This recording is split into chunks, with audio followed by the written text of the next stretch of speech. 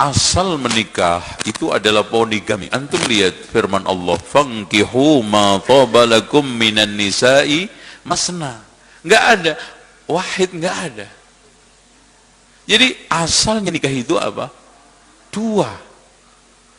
Kalau bisa 3. Kalau bisa 4.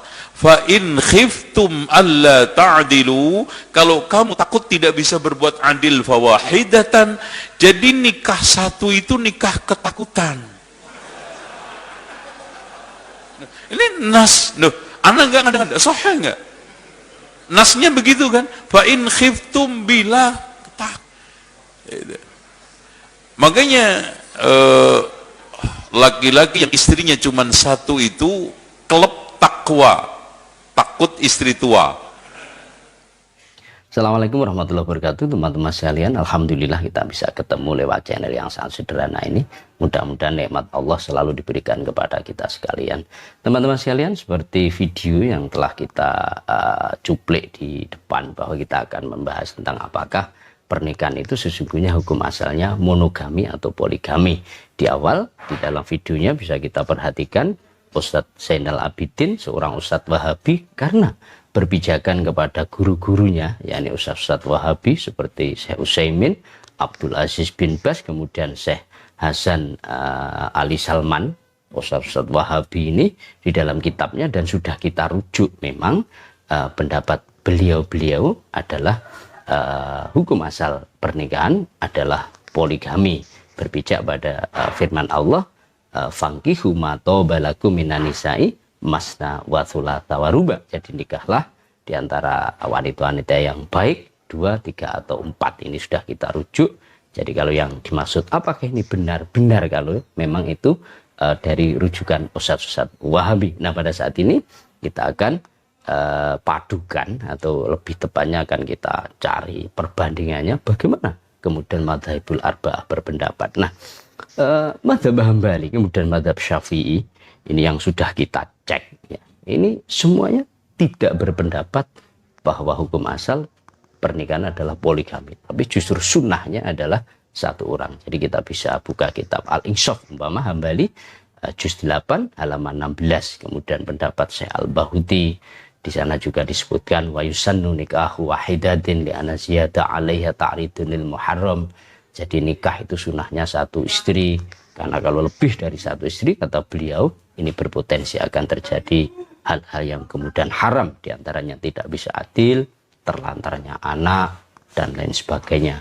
Nah, di dalam fikul Islami Syafi'iyah ini juga sama. Syekh Wahbah Zuhaili bahkan di sana menegaskan, inna nidhama wahdati zaujah wal afdal wa huwal ghalib wa huwal aslu syar'an. Jadi bangunan rumah tangga dengan satu istri itu adalah wal afdal, ini yang paling utama. Ini adalah yang paling ghalib ya, banyak dilakukan orang untuk menggapai sakinah mawaddah rahmah dalam pernikahan. Wa huwal aslu, ini hukum asal secara syara. Ini menurut Wahbah Zuhaili. Kemudian Munil Muhtaj, karena Syekh Khatib Ashabi ini juga menyampaikan hal yang sama, bahwa nikah itu yang sunnah, yang afdal adalah satu istri. Kemudian kalau kita kaji di dalam tafsirnya, jadi fankihu ma thaba lakum minan nisa masna wa thulatha wa ruba itu bukan satu ayat yang berdiri sendiri, tidak. Itu sangat berkaitan dengan sebelumnya. Di mana pada ayat sebelumnya ini Allah menyampaikan tentang bagaimana kebiasaan orang Arab pada saat itu, ini seneng nikah banyak. Yang dinikahi anak-anak yatim yang cantik, yang kaya. Sehingga banyak kesalahan-kesalahan di dalam memanage harta anak yatim, sehingga ditegur oleh Allah, juga tidak bisa adil. Lah ada yang 10, 15 istrinya. Lah kemudian turunlah ayat, apabila kamu tidak bisa adil, jadi wa in khiftum alla tuqsitu fil yatama fankihu ma thaba lakum minan nisa'i masna wa thulatha. Jadi tidak berdiri sendiri. Nah, oleh sebab itu beranakah kita kemudian menyimpulkan bahwa hukum asal pernikahan adalah poligami? Karena ayat ini satu kesatuan. Jadi ayat 3, 4, bahkan 5 ini adalah satu kesatuan. Nah, oleh sebab itu yang perlu kita sampaikan bahwa poligami memang di dalam Islam ini tidak dilarang, sekali tidak dilarang. Akan tapi harus tepat siapa yang diperbolehkan untuk poligami. Pertama adalah orang-orang yang punya dugaan atau yakin bahwa dia bisa berbuat adil. Adil ini dalam dua hal. Pertama adalah nafkah, kelayakan sandang pangan papan, kendaraan bagi semua istrinya. Yang kedua adalah adil di dalam membagi bersama istri-istrinya. Jadi tidak terus di istri muda mama begitu. Yang kedua adalah bagaimana perhatian kita terhadap aturan pemerintah. Jadi Undang-Undang Perkawinan nomor 1 tahun 1974 pasal 3 ayat 2 di sana harus ada izin istri.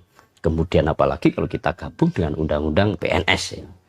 Nomor 45 tahun 90 ini juga menyampaikan hal yang sama. Dan ini harus diikuti karena mempunyai tujuan masalah yang amah. Kita ingat ketika sesuatu yang tidak wajib sesungguhnya, tapi kalau sudah diatur oleh pemerintah karena ada alasan masalah, maka wajib diikuti. Sehingga untuk membangun keluarga yang baik, ini maka ketika mau poligami, sekali lagi ini harus ada komunikasi yang baik dengan istri tua, istri pertama. Demikian teman-teman sekalian, mudah-mudahan saya tidak anti poligami, tapi saya justru pro poligami, tapi poligami yang berkeadilan, poligami yang menuju keluarga yang betul-betul sakinah, mawaddah dan rahmah, tidak sebaliknya. Di antaranya adalah seperti yang kita sampaikan. Demikian, ada kurang lebihnya mohon maaf. Wallahul muwaffiq ila aqwamit thoriq. Wassalamualaikum warahmatullahi wabarakatuh.